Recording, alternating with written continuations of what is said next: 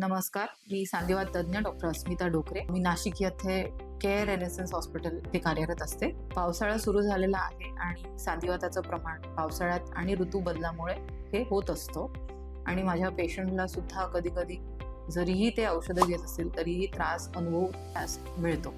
So त्याच्यासाठी विशेष काळजी घेणं हे खूप महत्त्वाचं आहे. जसं कोमट पाणी पिणं, दुसरं की तुम्ही थंड पाण्यामध्ये हात घालू नये, तिसरं की झोपताना तुम्ही फॅनच्या खाली झोपू नये, चौथं ते झोपताना तुम्ही गरम शाल किंवा आपण रजई म्हणतो ती खाली बेडवर अंथरून त्याच्यावर तुम्ही झोपलं पाहिजे, जेणेकरून ऊब रात्रभर राहील आणि रात्री वेदना कमी राहतील आणि स्टिफनेस सुद्धा कमी राहील. पाचवं म्हणजे या थंड ऋतूमध्ये प्रवास करताना विशेष काळजी घेणं खूप महत्त्वाचं आहे.